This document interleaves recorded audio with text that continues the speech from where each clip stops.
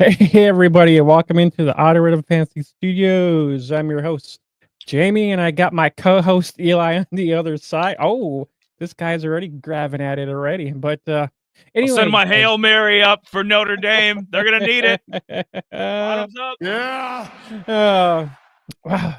Well, isn't this something? Well, I mean, it's been a minute for us. We haven't actually gone live here for like a couple weeks. We've just been pounding out a lot of college spotlights for you guys, and hopefully everybody is reacting and liking what they're seeing with the college spotlights and whatnot. But yeah, I don't know. I don't know what am I trying to say here. I don't know. I'm just We're here. trying to say, well, we're trying to, let me lick my lips real quick. We're trying to say is we've been busy cranking out them spotlights. Took a little break from the live streaming. It happens. We're busy guys. But tonight, Monday night, we're changing it up. Usually it's Wednesdays. We're doing it Monday this week. Got Raw going on. So if you're a wrestling fan, got the Vikings, the Rams going on. That's going to be a good one. And you got us. I mean, you're covering all the bases. Probably some random basketball games too. Yeah, it was kind of cool. I actually watched a little basketball the other day too, some college ball. NBA or college? College. I really don't watch NBA stuff. But NBA's garbage right now. yeah. But you can go back and I think Tennessee's number one. I thought I saw Tennessee for college.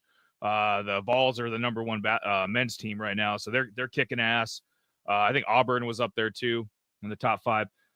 Yeah, SEC's strong.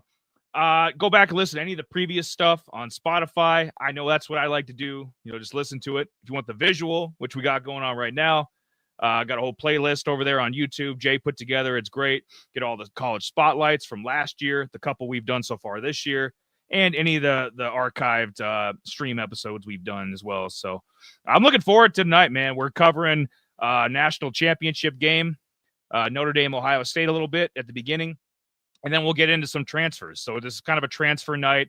Me and Jay's thoughts on some of the skill position guys, quarterbacks, running backs, maybe a couple tight ends, and some receivers sprinkled into. Yeah, there will be. I mean, there maybe really not going to go. We're going to give you our thoughts based on some of the guys that transferred and stuff like that. I kind of wanted to do a little bit more running backs and try to catch more of the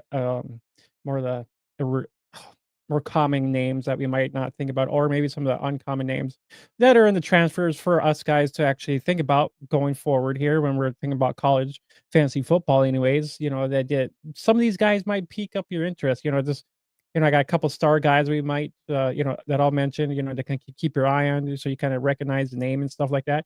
Especially when you're going into your, draft season too. I mean, it's kind of we're early, but it's some guys to keep a name on that you might get some good value with.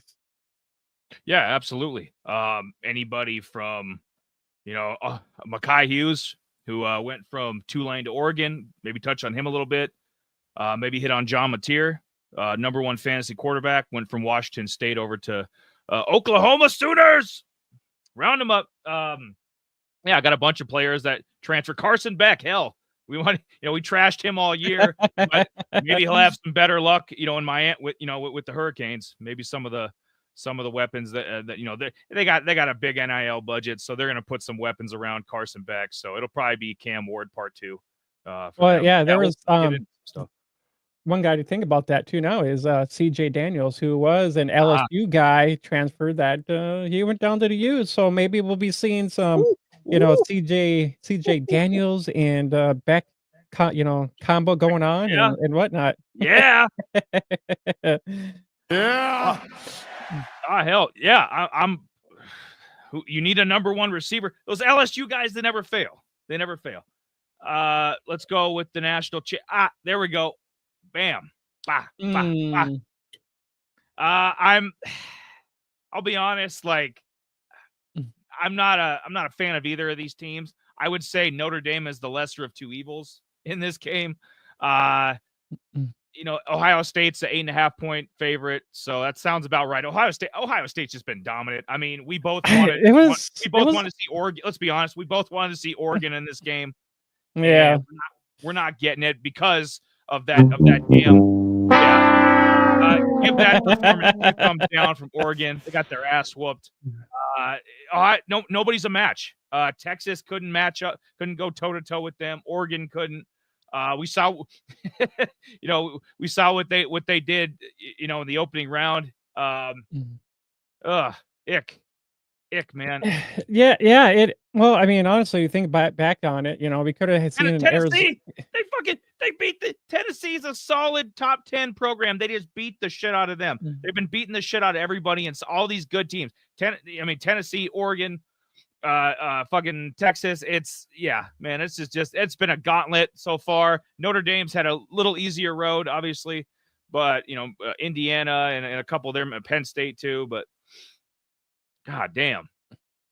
I mean, it's unfortunate. I mean, there's, we got Ohio State, and honestly, the thing about it, I mean, we need going forward. I think Notre Dame has to be in the conference instead of having these independent freaking, and it might be better off you just kind of sit, because I know a lot of people. Well, they're independent. They really didn't play like high style. Well, good teams, good team ranked teams, but I'm sure they did.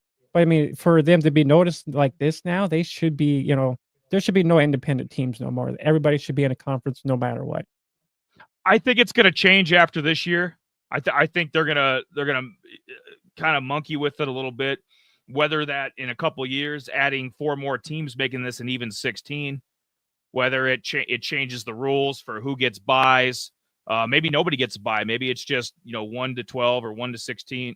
Well, I guess it would have to be 1 to 16 to get, all 8 matchups. But down the line, they're going to make some bigger changes. I think next year you got to do something. Notre Dame, yeah, I agree. They need to be in a conference. I mean, their basketball affiliation is ACC, right? Like, I don't know why they couldn't just do that again. There's nothing wrong with the ACC. If they won the ACC, they would have been in too. The SMU and SMU and Clemson both got in. So. So well, North Carolina kind of sucked this year. So I mean, yeah, they did. It's pretty. We got Belichick. We got fucking Belichick now. So, I Notre Dame going to a conference. Totally agree on that. Changing up the rules a little bit. I mean, you can't have. I'm sorry, man. You can't have any more SMU Indiana nonsense. I mean, they belonged in like some December 28th bowl game. Both teams. They weren't up to snuff. I would have rather seen South Carolina. South Carolina had a damn good year in the SEC. I think South Carolina would have represented themselves better.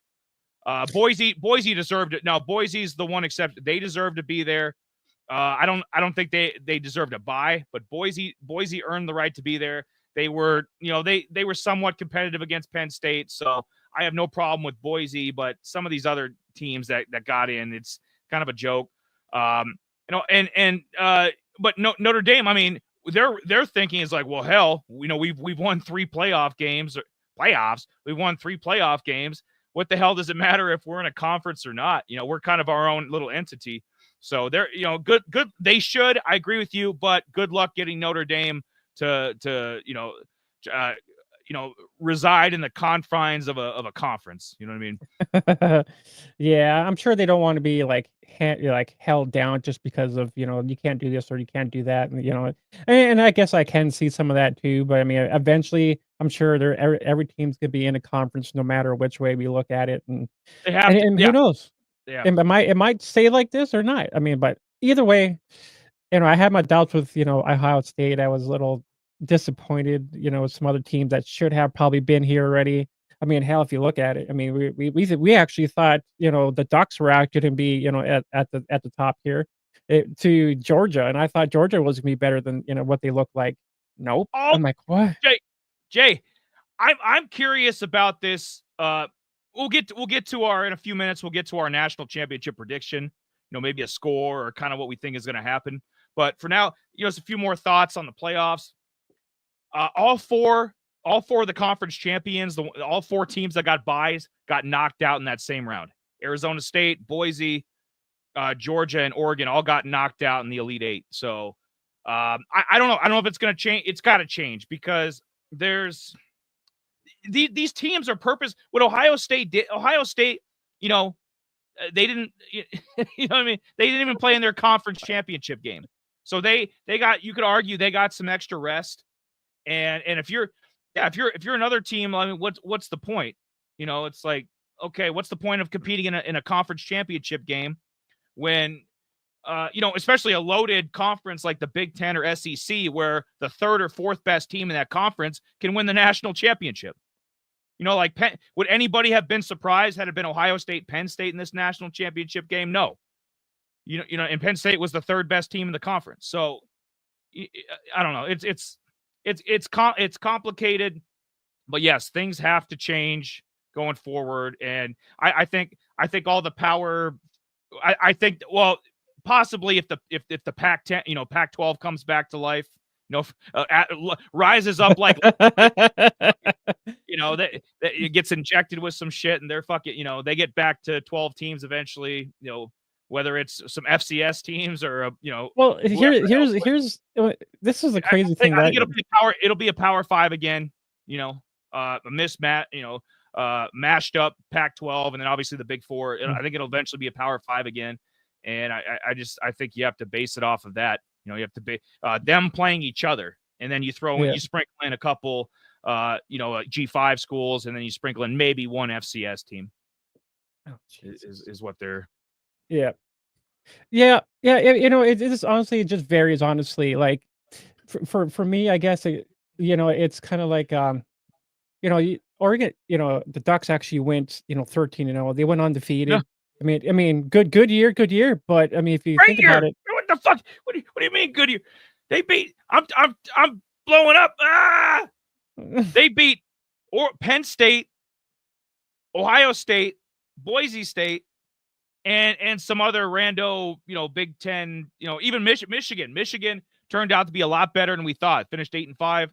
Like they beat up on Michigan. I mean, Oregon had a lot of signature wins this year, and to go down like the way they did, it doesn't sit right with me. But it is what it is. Maybe next year it'll, or the next couple years things will change, and it won't be so skewed against teams like that. I thought Oregon got screwed. I mean, Ohio State, Oregon should have been the national championship game. If we're being honest, I mean, that shouldn't have been a second round game.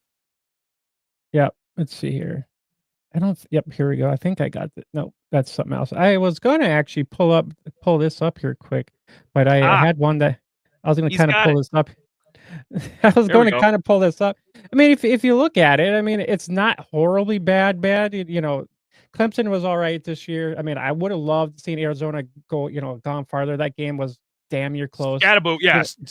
Arizona State deserved to be there. Whether, they started slow this year, but they deserved to be there. They very easily could have beat Texas had they stopped him on that fourth down. Scatterboo played out of his mind. He just earned himself a bunch of money. He moved up a couple rounds in the NFL draft probably. So Arizona State, yeah, I have no problem with them. No problem with Boise. Boise deserved to be there. More or less, my problem was with SMU and Indiana. You probably could have shuffled in a couple other teams other than those two, but yeah, it sucks for me because I kind of put this out there, but hey, this was the first time everybody kind of got the feel for this whole playoff bracket kind of thing.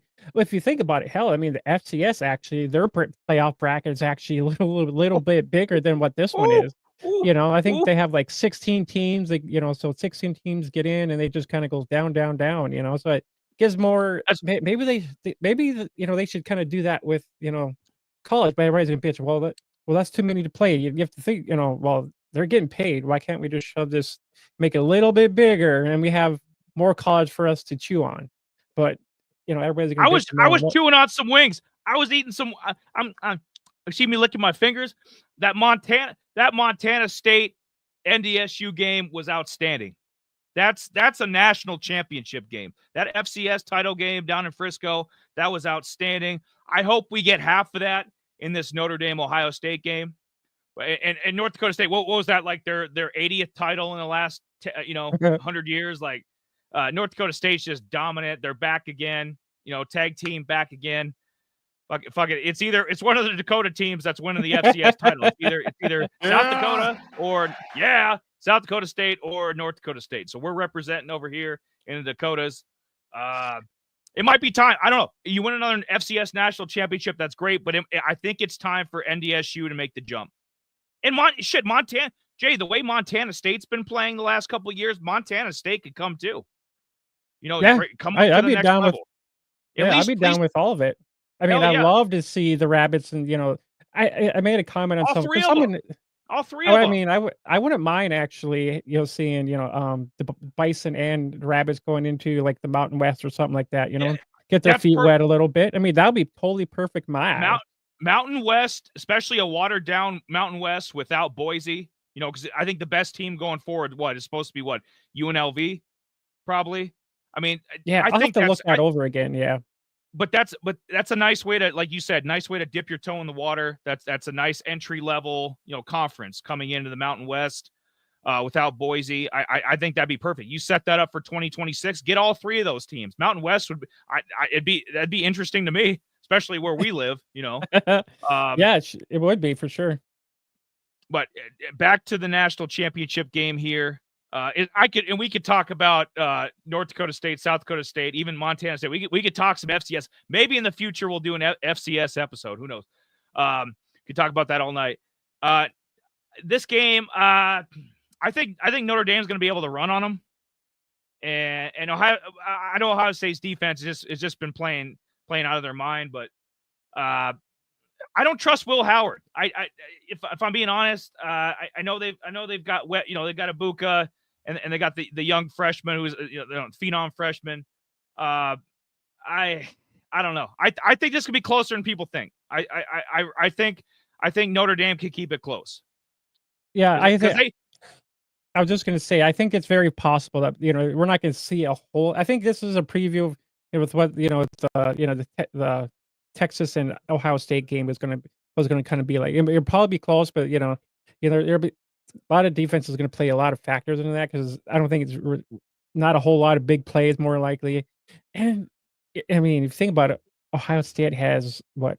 At least four guys. I didn't really have much Notre Dame, but I know Ohio State can score at any moment. I mean, hell, I was dissing on freaking I was dissing on Henderson because everybody's all up on Henderson. I'm like, well, I really did. I mean, some people might like him, but I don't know. I haven't really came around on Henderson yet. I mean, there's some other running backs that I actually like a little bit more than Henderson, but I think a lot of it too, it came down to because last year he was kind of injury prone a little bit.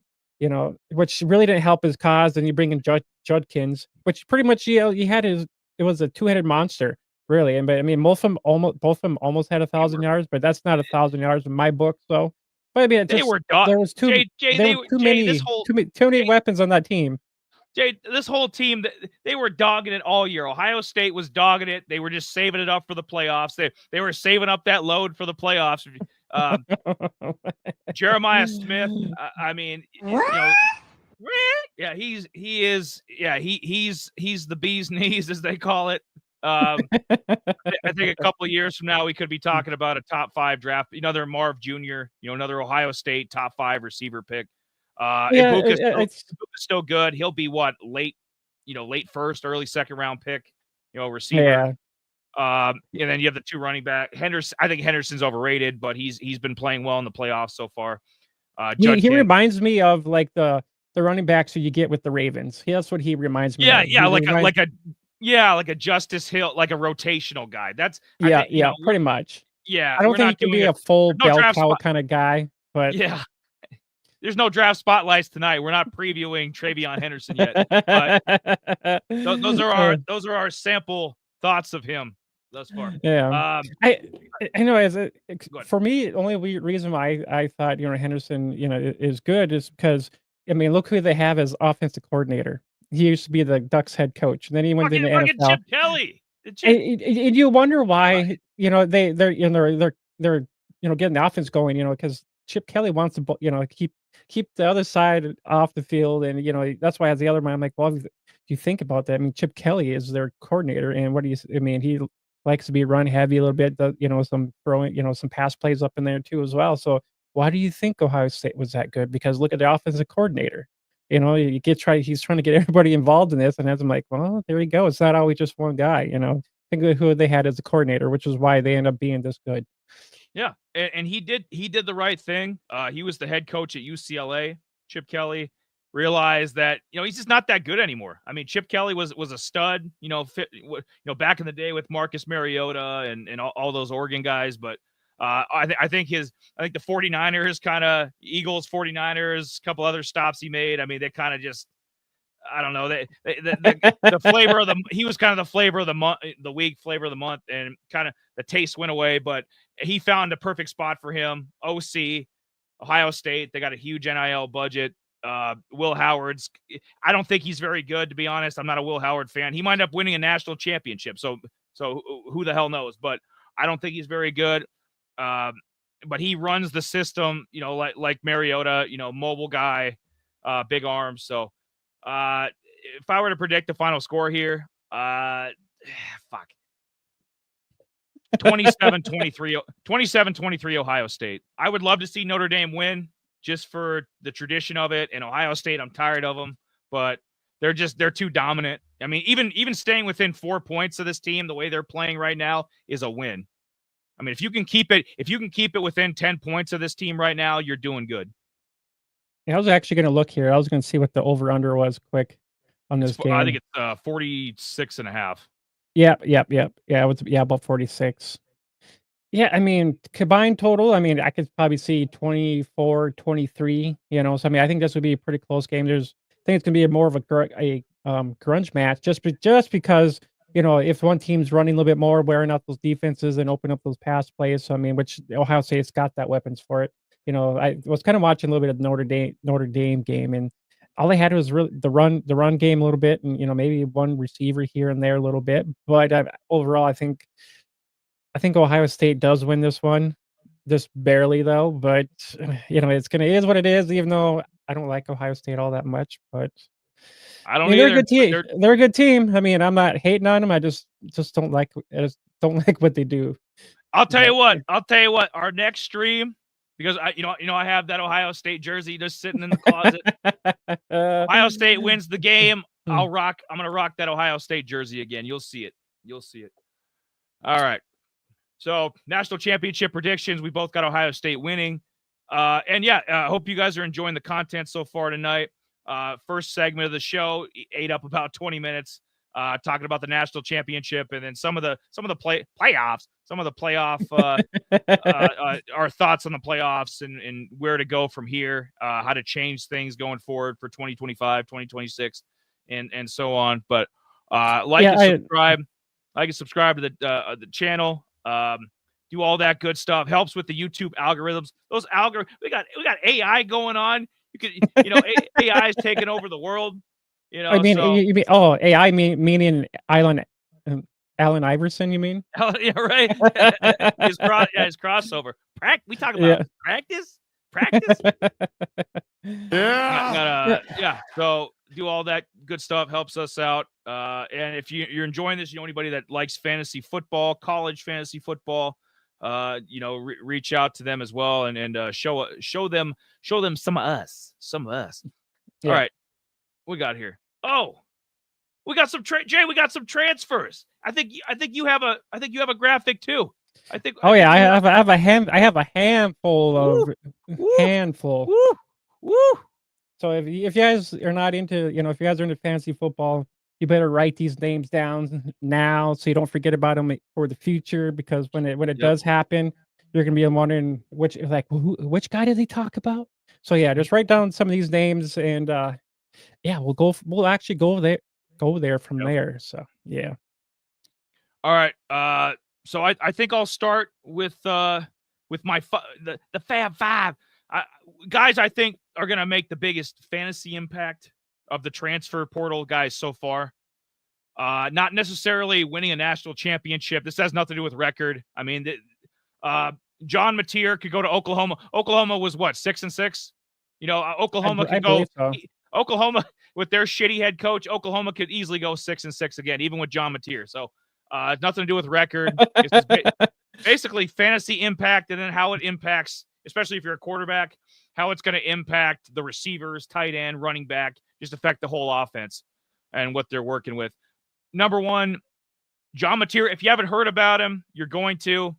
He's taken a step up, at least in name recognition. I don't think Oklahoma's much better than Washington State, to be honest, as a program right now. Oklahoma's down. They need, they've been ever since they lost Lincoln Riley, they've been shit in the bed. Lost Jackson Arnold in the portal, so Oklahoma's kind of hemorrhaging. Going to the SEC wasn't too bright. They beat Alabama though. They did. I believe so. They did beat Alabama. That was like their one silver lining of the season. But John Mateer is headed there. He was the number 1 fantasy quarterback last year. This guy's ridiculous, Jay. He had 44 total touchdowns, almost 4,000 all-purpose yards between passing and rushing. So just ridiculous, freakish stats. I don't know. What are your thoughts on John Mateer in general? Did you I know we talked about him a bunch on earlier in the year before guys started picking him up, in the waivers. We were talking about him the first couple weeks. But do you have any thoughts on John Mateer or him going to OU, if it's going to make any difference there? I honestly, when we think about what Mateer did, I mean, he's kind of that dual threat run quarterback. He did a lot of running when he was up in Wazoo and 15 rushing touchdowns. Jesus. We talked. I believe we talked about him very early in the season. I think probably either week 2 or 3. I can't remember exactly which week it was, but I know a lot of these guys we're going to be mentioning is guys we actually talked about during the season quite a bit. But yeah, I mean, I honestly I think it's going to be another like Dylan Gabriel. Just in that offense is what he did down there in that offense. I think that's what why they wanted him Mateer. He kind of his similarities are same as Gabriel a little bit. And I agree with that. He could have a similar career trajectory to Dylan. Washington State, they're kind of at a UCF level right now. They lost their spot. The Pac-12 pretty much abandoned them and a lot of them went to the Big Ten and ACC and stuff. But so they're kind of at the UCF level there. Jump up to Oklahoma, and then maybe John Mateer, because he's still a younger guy. He could have eligibility and maybe get to an LSU. Maybe make another jump from Oklahoma. So he could almost use Oklahoma as a stepping stone.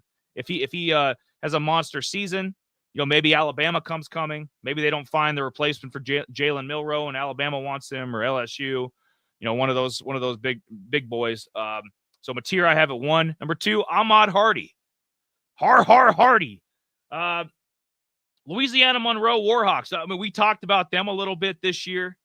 Kind of came out of nowhere. Ahmad Hardy came out of nowhere too. He was a waiver wire guy almost all year. I mean, it was ridiculous. I was like, how the hell is as a running back, how the hell is this guy still available? Ended up going to Missouri, which I love. Missouri is pretty much been a running back factory the last couple of years, cranking out, not high end pros, but at least guys that were getting looked at getting drafted, undrafted or late round picks. So Missouri, and they've had some really good college seasons. So Missouri, I'm digging the move there. I think he's gonna have more production even than he did last year. Had over 1,300 yards, over 1,300 yards rushing, 13 touchdowns. Doesn't give you much in the receiving game. I think he only had like 8 catches for 72 yards. So he'll need to work on that, especially if he has ambitions to possibly be drafted in 2026. But I like the move for Ahmad Hardy. Any thoughts on him? Well, I was just gonna say, like, I had another guy that actually was, with Mizzou, which was Marcus Carroll, who actually came Marcus from Carroll, Georgia State, and I don't think he really did a whole lot because I didn't really see anything explosive from him. So he was a nice addition to Mizzou, but I really didn't really see a whole lot out of him fantasy wise. So it's like with him, I thought maybe he was sharing the load, I think, with Noel, the other running back. But yeah, I agree. Carroll did, he was underwhelming a little bit. I think Ahmad Hardy is definitely going to be an upgrade. Yep. Oh, I hope so. I mean, I think we kind of actually seen Hardy at the kind of more of the end of this year to kind of turning it on a little bit. I know we didn't really mention him much, but I mean, these are the guys that are moving now are they should be capable of kind of repeating of what they did. It's gonna take us a little bit to kind of get some more of these guys kind of set in line because It's always going to come down to who's number one, number two, especially, the guy we're, couple guys down here, Mr. Hughes, some guy. I put a poll out there and Hughes transferring. I was hoping maybe he would have just stayed with, the Tulane, but that didn't happen. And I just had a feeling, I'm just watch, this kid's going to transfer. And no shit, he actually freaking went with the Duck, transferred to the Ducks. So I'm like, I kind of like the landing spot, but some people don't like it because I think they some of them think he's actually going to be an RB2 in this system. But I'm like, I don't know. It could be a two-headed monster up there in Oregon, but who knows? Ooh, possibly. Or you think Oregon was just going to let that Elite Eight loss slide? You think they weren't just going to go out and try to buy everybody in sight? Yeah, you're wrong. Oklahoma or Oregon's packing and stacking. They're getting ready for 2025. We'll get to Mekhi Hughes in a second here. Third, surprising. This is kind of my surprise of the top five. Fernando Mendoza from Cal. He's going on to Indiana. I think he can put up similar numbers in that system that Curtis Rourke did. I thought Rourke was a solid quarterback for Indiana. I don't think Indiana's going to win 11 games again, but that doesn't mean Mendoza can't have a nice fantasy year. Even on a shitty team like Cal, he had over 3,000 yards passing, 16 touchdowns, 16 touchdowns, 6 picks. So, decent year, and he's going to have. I think he's going to have more to work with in Indiana. So I'm interested to see his trajectory. I think he's going to be available in a bunch of leagues like coming up in 2025. So you're going to be able to snag him up. And we'll kind of buy. I know we didn't mention Mendoza a bunch this year, so I'll skip him over, and then I'll get to number 4 here. Tulane, Mekhi Hughes. Oh, Jamie, show him the Tulane flag. Move your head. Oh, it's back there somewhere. We have a cat. Cat's sleeping. The cat's sleeping on top of it. Yeah, unfortunately, he's just snoozing away. But no, yeah, I loved what Tulane did this year. I mean, they actually had an opportunity to actually more likely be in the playoffs, but they kind of messed up a couple of games there, and I think they needed one team. Army was one team that they needed to beat. They lost that, and so they ended up being a bowl game. They went downhill from there. Yeah. Well, you have to think about it too. I mean, think about Mensa, who actually got probably one of the big. A lot of people are not talking about this, but he got an $8 million deal with the Dukes. Yeah, from Duke, and it's crazy to think about. It was like, man, if you're throwing, he was a freshman too, and trusting I got a freshman that not having a lot of games under his belt and giving him $8 million up front, that's a little crazy in my eyes. I'm like, I kind of want to see what he's going to do. I want to see if he, his presence is going to still be the same. If he can make accurate throws, is he more the runner or pocket passer kind of guy? So this is going to be a lot of juice coming under his belt, especially if he underperforms. A lot of people are going to be trashing him right away. See that? See that right there? That's for Mensa. I don't blame him. I know we're talking about, it's kind of a Tulane number 4 segment here. I don't care. It's our show. Duke had to do something with Mensa. You have Belichick coming to UNC. I mean, big time name. Florida State, you think they're going to stay 2-10 forever? No, they're going to eventually fix things. Clemson's going to be back. SMU, they stepped up this year, made the playoffs. I mean, I don't think they're going to repeat that, but SMU is going to be a team to deal with. Like Pitt fell off at the end of the year. I didn't even mention Miami. Like ACC's got some real good teams. So Duke just had to do what they had to do. And this kid, from the looks of it, from the sounds of it too, he's an academic guy, so a smart guy. So it was either Notre Dame or Duke or Stanford, like a smarter school that was going to end up getting Mensa. So I like what Duke did there, and I love what Oregon did here. Mekhi Hughes, it could be. I don't think he's going to put up an Ashton Genty, 2,400, fucking yard season or anything, but he has a chance to be one of the top, instead of being like, top 10, top 12 running back. 2025, Mekhi Hughes with this Oregon offense could be the number one, definitely the number one fantasy running back in all of college football. So if you got shares of him in your college dynasty, or if you're doing a redraft league, I would take him very high. You thought his numbers last year, which were 15 touchdowns, over 1,400 yards. That's just breaking the surface, Jay. I mean, this guy, you thought, and James wasn't a terrible running back for Oregon either. I mean, that's a lot to replace Bucky Irving, Yeah. but Oh yeah, most definitely. James wasn't even a terrible back for them, and they still need, Mekhi Hughes is just an obvious upgrade though. Yeah, Mekhi Hughes actually had at least 5 or 6 100-yard games. The rest of them were a little bit under, 59, 61, 19, 15, 29. So I mean, there was maybe 3 games, out of the other games that he actually, was under in some of those games, which were probably more like some of the ranked teams more than likely good defenses and stuff like that. So now we are actually going to see how good Mekhi Hughes is going to a Power 5, 4, or 5 conference or whatever you're talking, whatever we consider these days now. And we'll see if he can still run through defenses, unless Tulane had the weaker defenses, not the weaker, but the weaker scheduling for him to have these kind of productions and whatnot. And so I'm gonna be kind of super curious now because I loved him when he got his 1500. He was like rookie of the year last year, in his freshman year. So I was like all over this guy. I was actually telling people, hey, go check this guy out, go get him on your fantasy teams. This guy, he could be an NFL prospect in 2026. Oh yeah. Absolutely. I mean, Tajay Spears was his predecessor. Tajay's doing pretty well with the Titans in the NFL. So Mekhi Hughes is going to be an NFL back, no doubt. Probably come out after this coming year, but 2026 draft. But he can raise his stock a ton. This was a smart move for him. Get with a higher profile program. Tulane, I don't know, things just fell apart on them. I'm sorry. I know you love Tulane, Jay, but they lost they lost skill position guys, the quarterback. Lost their chance at a playoff bid, possibly.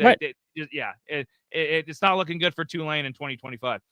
I mean, they actually do got some, they actually got some quarterbacks in the transfer portal and some wide receivers in the transfer portal. So they actually got, the guys that they lost, and they brought some guys in. So hopefully we can still kind of see a nice Tulane team in 2025. But we'll have to wait and see. That'd be great. AAC is an underrated conference. I really do. Army had a damn good year. Memphis had another underrated year. Memphis is a really good program too. So give some love to the AAC. And then we'll have to see if Byram can actually come back and and actually put the Bulldogs, back in contention. I mean, because Byron Brown we talked about him quite a bit too. I mean, Byron Brown, he's kind of that dual threat kind of kid too, and he's got the speed for it and whatnot. And there was also a chance that the Bulls probably could have been a Pac-12 team, but that they didn't go there. So I mean, I wouldn't mind seeing them go into a different conference, but I mean, I like the AAC a lot too now, just because of the teams that they got in there. I mean, think about it. I mean, we had freaking Michael Pratt, who actually, played very well in Tulane. Now he's a backup down there with one of the Bucks, I believe you mentioned. So I mean, there's all around, all around good players out there for sure. Yeah. I'll let you get to your last one now. Yes. Usually I'm the one interrupting him. Is the way, but pointing the wrong way. Which way? Oh, you got to point this way. Go that way. Caden Salter. We all remember him at Liberty in 2023. That monster season, the top 25 team they had. Caden Salter was a fantasy monster. He was a top 10 fantasy quarterback in 2023. Fell the hell off the earth last year, as did Liberty. 8-3. Ick. Oh, yep. Jay's got his stats right there. And we'll talk about some of these other guys too, or we'll talk about the quarterback transfers here after I talk about Salter. But his production dipped quite a bit. Liberty was down; they didn't have quite the level of players. Cooley was a decent running back though. Quinn Cooley, the running back from Liberty, I thought was solid, but the rest of the cast was But I think going over to Colorado, especially if Deion stays, if Coach Prime stays there, I think they're bringing back a few of those receivers, aren't they? Will Shepard and I think so. Yeah. I thought they were. I thought they were bringing back a couple. I know, obviously, Travis Hunter and Shador. I mean, they're not coming back, but he'll be working. He'll be working with a better offensive line, better defense, better skill position guys at Colorado than he's had the luxury at Liberty. It's a step up in competition, obviously, Big 12, but I think he'll fit in like a glove. Can't be any worse, Jay. He can't be any worse than Noah Fafita from Arizona. Noah Fafita Uh, is garbage, and somehow he's keeping his job. So, Caden Salter to Colorado, I'll put at number 5 because I think people's opinion of him is way low. I think his stock right now is really low after this past year, and I think people are going to sleep on Caden Salter. And a guy like me, I'm going to come in, I'm going to snag him up. there we go. Yeah, yeah. I mean, I agree. I mean, we saw that nice season from him the year before, so we thought he was going to do a lot of that repeating for this year, and not Tulane, Liberty kind of actually struggled a little bit this year because I was actually watching some of them. I'm just like, ooh, like this is not good. I mean, there was No, actually a guy. they were bad. They could have been 6-5. I mean, they lost. They won a couple really close games against some bad teams. Like Liberty was not good this year, so he did the right thing, jumping ship. If he has any, he's a little undersized, but if he has any NFL aspirations, he's gonna need. Yeah, he needed to get to a Colorado or a Power 4 school for sure. Yeah. Oh yeah. Most definitely. Um. So I'll give you a list of some of the guys. You can see a lot of these guys. You mentioned a couple of them like John Mateer, Salter, but I mean, Mark Gronkowski, who actually was a South Dakota State Rabbit here. Jack Rabbit, He- baby. yeah, he actually transfers to Iowa, which is more likely maybe a 2-hour drive from him, from from Brookings down to whatever state they're not state, but whatever town they're in down there. But he actually wasn't too bad for us Jackrabbits, and he's got one more. They said he was a senior, but I think he might be what, a redshirt junior, or not junior, senior. So I think he might have one more year of eligibility. So I think with him maybe trying to rise his stock, go down to a team, some better defenses and stuff like that. And I'm kind of curious. I want to see if his game is a little bit different. Actually going to Division 1. So, and South Dakota State is actually a Division 2 team. So I'm kind of curious to see what Gronkowski can do in an Iowa offense. And I mean, he put up 23 touchdowns, which is bad for a smaller school. But you think about a lot of these other bigger schools, John Mateer, and he put up 29 touchdowns. I mean, a kid from freaking Texas, Chandler Morris, 31 touchdowns. So maybe this will rise the stock up a little bit. But I mean, this is a guy for everybody to think about going forward. I mean, I'm sure it's gonna be some guys mentioning, Gronkowski in some of their mock drafts, and we kind of get around to some of that was for the year. But not a bad guy to kind of take a look at. No, Mark Gronowski. What do they have? McNamara Cade McNamara. I'm trying to think of he was shit. Iowa's had some pretty. They're always Kirk Ferentz and those guys. Iowa's always competitive. I mean, they're always like, they got good special teams, good defense, and good. They're always like 8-4, 7-5. So if they could get like if he could take that productivity and that leadership from SDSU and bring it over to Iowa. Iowa might be a contender in the Big Ten. So like a shock team, kind of like what Indiana was this year. That could possibly be Iowa next year. So I'd keep a lookout for them. Malik Murphy from Duke went over to Oregon State. Yes. He was the guy. He was of all the guys on the list, Jay. He's the one that popped out to me the most because I think he's got the most potential, other than John Mateer, of course. Yeah. Nothing wrong with it. He threw a lot of picks. He's got to clean that up a little bit. But I like the fact that he's still a young guy. And can do some growth. I mean, this is another program where it's a stepping stone. Like Oregon State, most definitely. Oregon State could be a stepping stone to a bigger college if he tears it up. And he's got the arm to do it. And I watched some of his highlights and stuff like that. I tried watching some of the games, and he's got a good arm. I mean, he's got a he damn does. good arm. I mean, I guess we go in and label him as a Trent Richardson. So we Anthony Richardson. Yeah, that's a good comp. Yeah. That's a good comp. Yeah. I don't know if you could be any worse. I don't know if you can be any less accurate. I don't think you could be any less accurate than Anthony Richardson, but we'll have to see it play out. I mean, I guess the other guy too we can think of is Joe Milton. I mean, he's got a big arm too, So I mean, he needs to scramble a little bit. He's kind of that same category. I mean, I'm a Beavers fan. I always have been. I've loved watching their Pac-12 games late at night. the bees and the ducks late at night and sit down watching them at freaking 11 o'clock at night and whatnot. So they're actually keeping a couple. Keeping one of their wide receivers. I kind of mentioned at the end of the season too. So maybe this would be a good pairing. I can't remember his name offhand, but a good option for him to actually Murphy to actually grow a little bit in this offense. So I'm like, Yeah, we'll see. I always have a little soft spot for Oregon State and Washington State because of how bad they got screwed by their conferences. So go Beavs. Hope Oregon State can get it turned around again this year. I know they had a really good 2023, but they lost Jonathan Smith, the head coach. Lost that damn bum DJU. We see how that worked out for DJU, by the way. So screw him. But go Beavs. Malachi Nelson, wasn't he the dude from Boise State or USC, or has he been in a couple programs now? What the hell is he doing going to UTEP? Is he gonna be a minor? Is he gonna be a minor down there? Good. I thought it was there. I actually thought he was their starter, but this was actually a freshman that maybe had a couple snaps in there, get a little reps. If he had the main quarterback actually got out of there, and I was actually looking at him like, that doesn't make sense to me. I'm like, I thought this guy played a lot more. Madsen, the Boise starter. Yeah. So that's what I thought. I'm like, oh shit. So I'm like, what the hell? So that's what I thought, anyways. But it is what it is, I guess. But Chandler Morris, Jay.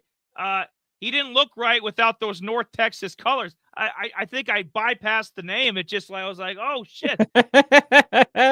Chandler Morris. Yeah, we need some of that. We need some of that green and black instead of the orange and whatever the hell color Virginia is.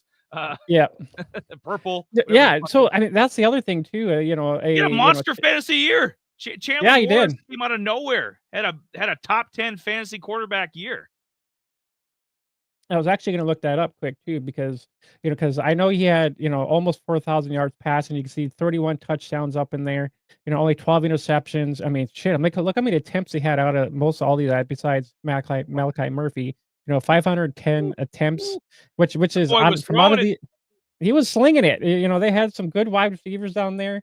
In North Texas, and I had a couple of those guys, but Chandler Morris, he can run a little bit too. So I mean, he likes to stay in the pocket if he doesn't have to, get outside the pocket. He likes to stay in there and try to get these passes down. But I mean, I love this guy. Him going to Virginia. Maybe it might revamp them a little bit and get some of these, maybe we'll be talking about Virginia a little bit more next year. We'll have to kind of wait and see when it comes to that. Hey, they had, they had Malik Washington. That didn't help the program losing him. We remember the monster year in 2023 Malik Washington had, ended up with the Dolphins. And if Tyreek Hill leaves in free agency, or they trade him or something, or cut him, who knows? He could have a bigger role with the Dolphins. So obviously losing him hurt. But yeah, getting Chandler Morris, and Virginia's just going to have to open up that checkbook. They're going to have to go get Chandler Morris, a few skill position guys, help out a little bit. Anybody that's left in the portal. That could be another show that we do, is like, okay, who's the best available portal guy left, for skill position wise. So that could be a potential as well. But I think Virginia will be improved. What do we got here? Alex Orgy? Is he having an orgy? Is that what's going on? UNLV, he ain't beating out Hodge Malik Williams. Hodge Malik had a great year. Yes, he did. He came on like gangbusters, second half of the year for UNLV. Yeah, I mean, he was a stout. So that's why for me, when I looked at Alex, I'm like, well, maybe Alex Orgy would be, he's only a junior. I mean, he played a little bit, because Michigan didn't know what the hell they were doing. They were swapping quarterbacks in and out like fucking Tootsie Rolls here. Let's try this. So it's one name, two syllables. Jack Tuttle. That's who the hell Michigan was starting. But no, it's maybe if anything happens to the guy down there in UNLV, maybe he revamps. Who knows? It's one of those things. Is he might have been a little bit under the on the lacking of performance wise. Maybe I don't know. I just don't know what they really think about him. Because we saw he he played the game. He barely even had 100 yards pass in that one game. It just looked totally awful. And I know is it the lacking of talent, or was it Michigan just being totally horrible? Right. Yeah, they set offensive football back about 100 years this year, but somehow they went 8-5. Go figure. Yeah, yeah, for But sure. some of the speaking of Michigan, some of their honorable mentions, I'll mention two guys here quick for guys, I didn't have on the scroll or we didn't have up in our graphics. Justice Haynes was an Alabama running back last year. I'll get his stats real quick. Yeah, he only had like 448 yards and like 99 yards receiving, but he did have 7 rushing touchdowns. Michigan is going to be cleaning house. Khalil Mullings is gone. Whoever Donovan Edwards, whatever they're Yeah, I they're think cleaning both. out there. Yep, I I think think both both are of them gone. are. Yeah, I think both of them are entering the draft this year. So Yep. So Michigan's going to need some backs. So his production could go up. Justice Haynes was, like I said, was kind of a kind of a rotational running back with Alabama. So I think he'd have a similar role with Michigan, but could have more yards and could have some fantasy impact for you. And then Max Clare. He didn't get a lot of love nationally because of all the great tight ends. Tyler Warren, Harold Fannin Jr., Loveland from Michigan too. But Max Clare had a damn good year at Purdue. He's transferring over to Ohio State. And we know how those Ohio State guys, seem to get a little bit better when they get over there. So Max Clare is another guy to look out for. If you have shares of him, hold on to him. He should have a better year than he's had. And redraft leagues, he should be, honestly, he coming into 2025, he should be a top 3 or 4 fantasy tight end. yep, and there's one. There's one. 2 honorable mentions there. Yeah, there'll be one tight end I'll mention, but I'm gonna flip this over here quick too, because there's some guys, some guys that are actually, we're hitting up the wide receivers here. There's actually a few guys we want to talk about here. It's one is actually freaking Squirrel White. CJ? We talking CJ yet? Yeah, whichever. I mean, Squirrel White, he was more of their, the outside receiver.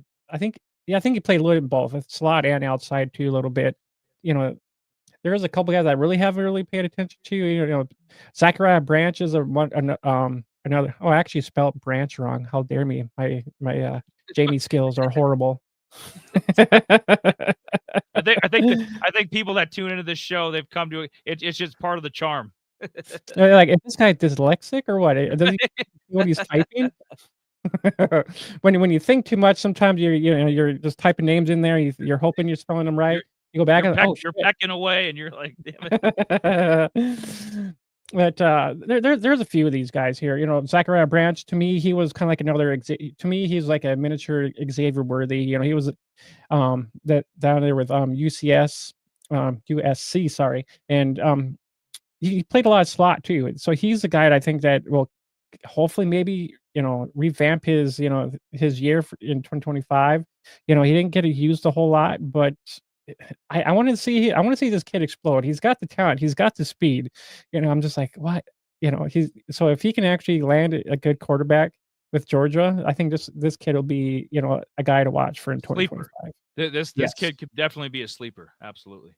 Yeah. Right. Yeah, and there's a couple other guys in there. I mean, Kevin. Oh, actually, hey, look, I spelled Kevin wrong too. Look at that. There's more Jamie skills for you right there. But you gotta put the asterisk or the apostrophe or whatever. Kev and Concepcion. Yeah, I mean that's another name that kind of surprised us. He was down there with the NC State, wasn't he? Yeah, NC State. Yeah, he was, and then he transfers to Texas A&M. I'm like, I don't know. I probably would have just stayed there at in North Carolina. I mean, I would have just stayed there. But you know why he went? I'm sure. I mean, I can't remember. I think I was watching. Where's that money button? Cha-ching. Yeah, there is. Sam Jackson. He was another kid. He's transferred to OSU. I can't remember where he came from, but I actually had that all written down. My bad here. I think Sam Jackson's not Samuel L. Jackson, but Sam Jackson, and I think he's replacing Stribling, who's the guy across from him on the graphic. Yeah, pretty much. We got he came from Auburn, going to OSU. Then we got Malachi Coleman, who actually had a decent year in Nebraska, with the Cornhuskers. So he's transferring over, going over to Minnesota. And I'm like, I'm not sure what Minnesota is really going to offer him all that much, but maybe he's just because maybe the money. But I mean, if you look at what Minnesota did last year, they look like total garbage. Yeah, You I don't couldn't know what trust the a wide receiver. You couldn't trust. I mean, you can maybe trust their run game in fantasy, but I mean, overall, only thing you can actually trust on Minnesota was their defense. Yeah, I don't know. I mean, Dylan Raiola had a shitty freshman year. Let's just be honest. But the guy's got the goods for. He was the number 1 overall quarterback for a reason coming out of that class. So I would rather stick to him. I can't imagine the NIL deals are any better at Nebraska, at Minnesota than Nebraska. So I think it's kind of a dumb move. Minnesota hasn't had a quarterback in years worth talking about. So I don't know. I don't get the move, but. Yeah, me neither, really. I would have just stayed in Nebraska. I mean, Yep. You could have gotten a good rapport with, Dylan and whatnot. Lincoln's got better weather too than Minneapolis. Trust me, I've lived in Minneapolis. Oh, I'm sure. The other guy is kind of one of my radar watches is Eric Rivers. He actually played in a much smaller school down there in Florida with Florida, and he actually is. I'm gonna pull up his stats here quick because I'm like, I know we kind of talked. I know we kind of talked about him a little bit and whatnot. So most of them, yeah, he only had 2 games under 100 some odd yards. I mean, he had pretty much had his score in every game. One of them had 3. So I mean, he actually had probably almost 10 touchdowns, give or take, in there for the year. Maybe not quite, 700 or 800 yards, but I mean, very well a lot of potential for a guy coming from FIU going over to Georgia Tech, which you can really tell that, I think wasn't it Georgia Tech that beat Florida State in the first week 0, I believe it was. I don't know if it was week 0, but they beat them and they beat Miami. Haynes King and the boys they fucked up Miami's playoff chances. Yippers. What kind of monster you got there, big boy? Oh, it's just the pipeline. The pipeline. Pipeline punch. Yeah, hang 10, bruh. I mean, the only other guys I kind of want to mention here. I mean, CJ Daniels was a Liberty guy. Went to LSU. Now he goes to the U, and I thought I was going to see. I thought maybe we were going to see a little bit more, CJ Daniels in this LSU offense, but I really didn't see anything from him. I was hoping for bigger things, but I thought, well, with LSU not really, losing a couple of guys to the NFL, their 2 main hitters, and I thought, well, maybe CJ, Daniels, kid that actually had quite a few touchdowns last year with Liberty, goes to, I thought maybe he'll actually ramp up a little bit more, but I really didn't see a whole lot coming from CJ Daniels. But now this is a bigger opportunity for. Oh, Jay, they brought him in from Liberty to be the number 1 guy. They lost obviously Malik Neighbors and Brian Thomas Jr. So I mean, they brought him in for that specific reason. He kind of let everybody down. But Miami, like I said, Miami's losing everybody. They're Restrepo, the stud receiver, he's entering the draft. Cam's leaving. I'm not sure about Damian Martinez, the running back, but I mean, Miami's kind of cleaning house. They need some new bodies in there. Daniels, he's worth kicking the tires on. Late in a draft. If you're doing a college redraft league or something. Yeah, there's only one game. He had 10 targets, 86 yards. He had no touchdowns, so I was like, maybe they had some other guys ready. Good reports with with Nussmeier. Carson Beck's gonna need target. He's gonna need some guys to throw to. So that's all I can say about it. He was underwhelming at LSU. Was really good at Liberty. We'll see what happens. Yeah, that's for damn sure. So to move on to the next one is Devontae Ross. He actually was. This is my boy. This is the guy. Pay attention. Yeah. If you're somehow still watching us at the 59-minute mark, you're doing fantasy college. Devontae Ross, watch out. I know. Yeah. Especially Drew Aller comes back next year, stops being a dummy, and just does what a 6'5" guy does. Chucks the ball down the field. You find this guy, top 5 fantasy receiver at Troy. Oh, he's good. We mentioned him at the end of the year. I mean, a guy he had probably at least 7 or 8 touchdowns this year, with Troy and, 5'11", 161 pounds, Speedster. so somewhat short, but I mean, the guy's got very much Speed. a good potential, especially going up there with, Allard coming back, not going into the draft this year, him staying back one more year. This could be potential for Devontae Ross to actually blossom in this, Penn State Yes. offense here. I agree. And they're losing a bunch of guys. A lot of them are, Singleton, the running back, and Warren, the tight end for sure. But, Penn State's going to have to restock, restock the inventory. What better way than Devontae Ross? Yeah, he had 300-yard games. One game with 3, couple with 2. So he's got. I mean, the rest of them had. There's only 4 games he did not have a touchdown in. So which is not a bad thing. Thinking about Devontae Ross, far He's like as the, his productivity reminds me a lot of Terry McLaurin from the NFL, where it's just he didn't blow, or like, holy shit, this guy, like Genty but he was just consistent every week. And I like guys like that on my fantasy team too. You can count on him to get 90 yards and a touchdown. There's nothing wrong with that. Yep, not at all. So the next guy I like to talk about is actually Joseph Williams, who actually was a Colorado. fresh. Yeah, yep, he actually was a Tulsa guy. I snagged him at the end of my year, for, fantasy-wise, and, yeah, if he has been watching the Twitter feed and our, at Autorhythm Fant, you would see that actually had, talking about Joseph Williams. Hey, this is a guy you need to jump on. Let me see.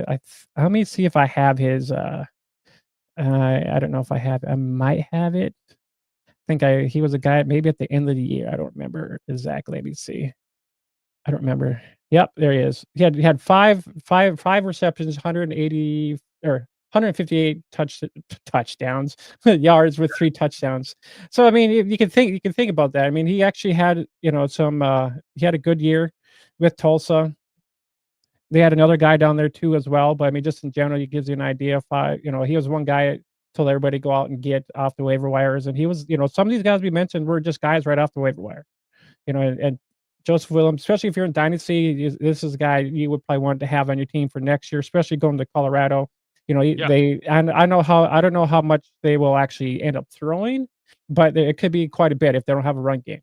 So I mean, this could be a guy that probably goes off and bees in the mix with a lot of the other receivers Oh yeah, as well.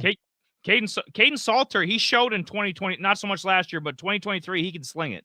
So he can run it, he can do everything. So he's going to need some weapons. Joseph Williams, he's another guy that stock isn't too high on him and he'd be a great value in a free. Even he might be a free agent. We had him. I mean, that was one of the last waiver wires we did, and he was still around. So beginning of the year, doesn't get drafted, go snag him up.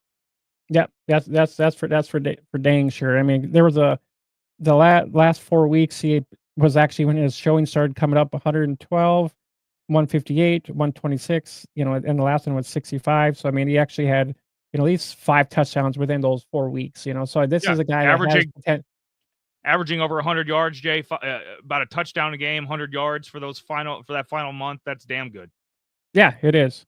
And then the other guy, we talked about Stribling a little bit. I know you mentioned him this year too, a little bit too as well. I know we mentioned some of the Cowboy wide receivers too as well. And I think Stribling was one of the guys that was their number 1 receiver down there, I believe, between the mix of them. But I think Stribling was kind of hurt too during the year too a little bit as well, because I know there were some of them that kind of in and out and whatnot. They were kind of injured, and so for him going to Ole Miss, taking that Trey Harris spot on that team could, hopefully, rebound his year a little bit. Yeah. They need Trey Harris is going away. Okay. That's not easy. He's not gonna his production is not gonna be easy to replace. So Stribling was a little disappointing with Oklahoma, as was the rest of Oklahoma State. He was a little disappointing, but on the upside, I don't mind the move. And he's a guy that his value's probably never been lower. So you can pretty much pick him up off the scrap heap. So I like that. Yep, for sure. All right, they're gonna Jay. They're gonna sling it. I mean, that's just what Lane Kiffin does. Ole Miss, they're going to have a high-powered offense. So Stribling could be the number 2 receiver for them for sure. Yeah, yeah. There's another guy, Chase Sowell, who was actually an Your soul. I want your soul. he was a pirate down in ECU. You know, they had some good talent. They had another guy down there too as well that actually had some good talent. I was going to look him up too. The quarterback. Yeah, the quarterback, and they had 2 wide receivers that were pretty decent down there in ECU. And I know Chase was one guy I mentioned to a lot of people because he ended up had a couple. He actually had total of 3 touchdowns in the last year. You know, for not the last year, but the last 4 weeks of the college season. He had 2 games that were 100 yards, and the other ones weren't quite too much, but that touchdown potential, was great coming, with ECU. He's only a sophomore, so he'll be a junior going to I-State, and he should be replacing either Higgins or Noel in that offense down there. So I mean, I think Chase will be a good addition for them. He's 6'4", almost 200 pounds, and I can't remember which guy was the taller. Maybe Ben Higgins was the taller one, and Noel was the shorter one. I don't remember exactly on which one. Higgins is the bigger receiver. I think he's 6'3" or 6'4". Yep. So Sowell might be a guy who's taking Higgins' spot down there. But he's got good. Potential. Absolutely, he's got potential, and they're losing both of them. And we just mentioned Jaden Higgins, Jaden Noel. They're both headed to the NFL. So you're gonna Sowell's gonna step right in, and he'll either be the number 1 or number 2 receiver there. So I like it. Yep. I like it too as well. So because I mean ECU was I mean if you think about it, they had my boy down there. I can't remember now. Can't think of his name now. Ravens running back. He went off. I can't remember his name. Oh, Keaton Mitchell. Keaton Mitchell. Yes. You're already forgetting because he's been hurt too damn much. Yes, that's about right too. Which is very, very sad because that kid has potential of being a great running back in the NFL, but he's behind Derrick Henry, which kind of sucks. But for us, he might win a Super Bowl. Yeah, he might win a Super Bowl ring, Jay, but he ain't gonna see the field. Not with 22. Derrick, we all saw what he did this past weekend. Ooh. Yep. All right. Just some notable mentions too with some running backs. I had written down here too. Rajel Fashion from Utah State. He went to South Carolina Gamecocks down there. South Carolina's making some sneaky moves. I like it. They're going to be a dark horse playoff team. Yeah, and to think about, he actually had. I mean, he actually led that team. He had at least 6 to 8 touchdowns here. There was a few games he didn't get touchdowns in, but overall, he had at least 4 or 5 100-yard games. A couple, 2 of them with 2 touchdowns, the other one's just 1. So I mean, he got the bulk of the carries down there in Utah, and him actually making the transfer down to South Carolina and actually taking over Marine Sanders down there. Raheem Sanders. Yep. Sellers, the quarterback, he's back. He's a stud. There's a lot to like about South Carolina's offense going into next year. Absolutely. Yep. We talked about Malachi Hughes just a little bit, and then Tony Walker was another guy. We kind of mentioned Wisconsin this year. Yep, from Wisconsin. He actually had a couple decent good games and then kind of fell off. But I think with him, we actually going to Cincinnati. There might be a chance for him to actually rebound. Yep. Yeah, I know. That's what I thought too. I'm like, why would they haven't been relevant? They haven't been relevant on offense since that damn Desmond Ridder. Yeah. But I mean, he has potential. Don't get me wrong about that. I mean, he had back-to-back, 100-yard games, at least 6 or 7 touchdowns total. So I mean, not a bad season overall, but I mean, a couple games, under maybe with only 36. I mean, he could lay some duds too, but I'm sure, the defenses that, Wisconsin actually had played against, kind of, stuff to run. Some of the weaker teams he kind of blew up. But I don't know. Maybe Cincinnati might be a different outlook for him going forward. But he's one guy you guys might want to just write down and keep a tabs on, just in case somebody like him falls, and he could be the potential RB1 down there and whatnot. So that's my thoughts on Tony Walker. The other guy too is Eli Sanders from New Mexico, the Lobos. He actually transfers. to USC. So I think that might actually be, that might be a guy to kind of look at too, just for the run game down there, because a couple of those guys are actually leaving. I think a couple of them are going to the draft this year, so they'll need to replenish their running back room there a little bit. So Eli Sanders will be one guy you want to take a look at. And then we mentioned CJ Campbell, who actually was a Liberty running back. He actually did fairly well last year. We told people to go out and snag him up because he actually had a pretty good, decent year. Wasn't he FAU? No, that was Eric Rivers. Ah, Yep, but CJ Campbell was mixing up my G5 running backs. Yep. Yeah, no, he actually had a good couple. I mean, he's had out of the, so he didn't score in at least 4 of the 5, 4 of the 12 games. So I mean, other than that, he had touchdowns in every game besides 4 games there.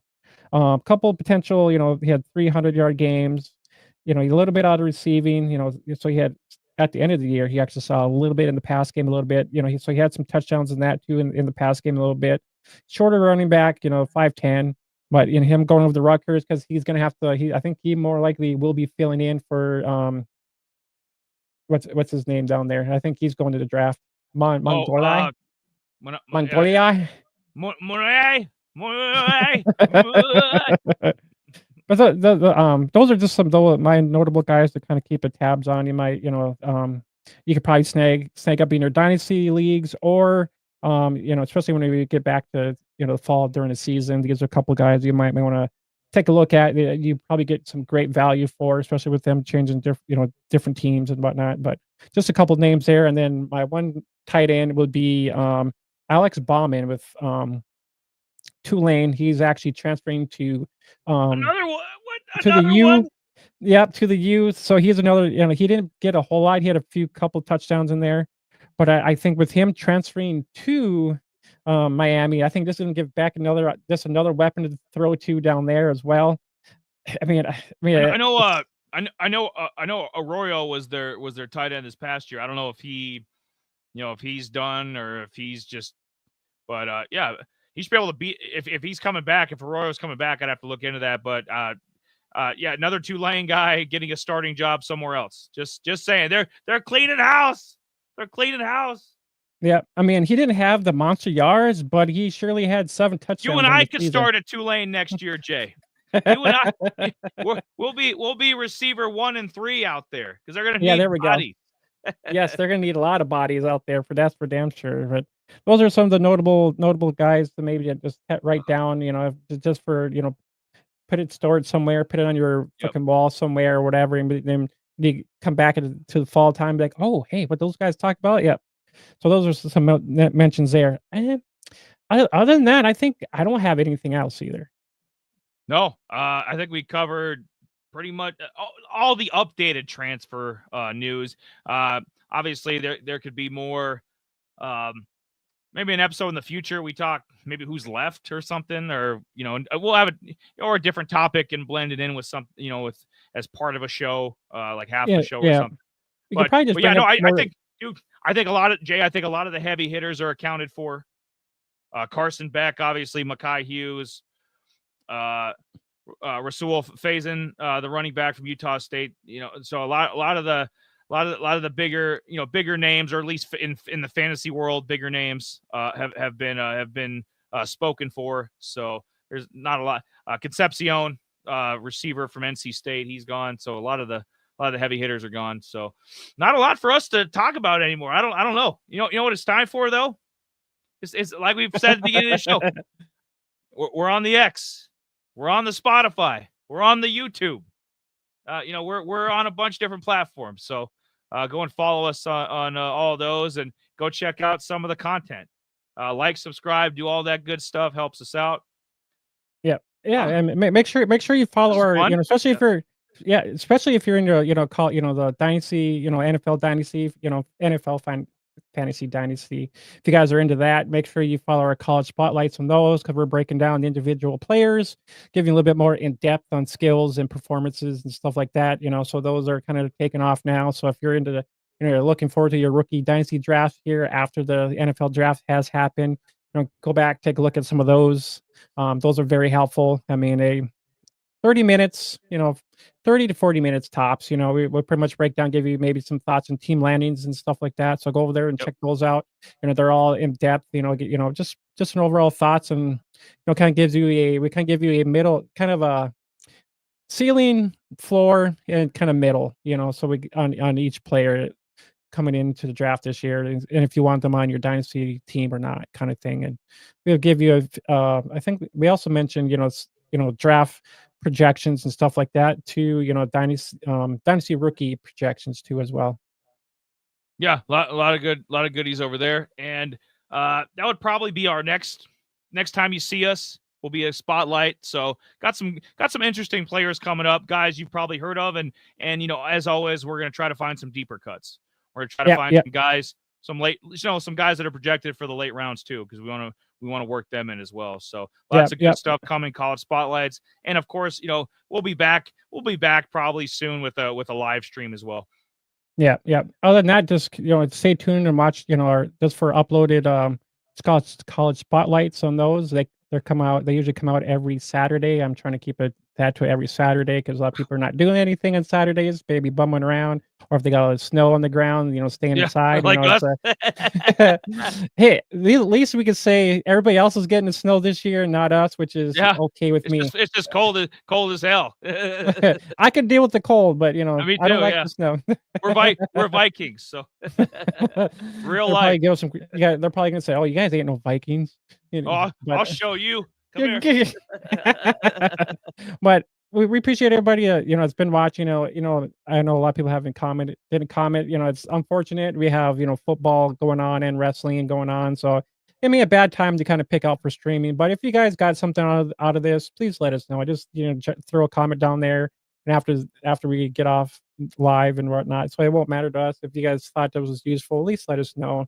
Um, if there's anything you guys want to mention too, or any spotlights that you want us to cover for you, hey, jot them down there in the comments below too as well, because we're trying to get out as many as we can before the NFL draft. Yeah, we do requests. We all request hour. But other than that, I think that's about it. Other than that, I think we're gonna get up out of here. I don't know when our next live stream will be, but watch us on X. We usually pillow something out there, or join our Discord. We say something in there too as well when we might go live too as well. But other than that, just stay tuned for our college spotlights, and we'll see you guys all next time. Laters.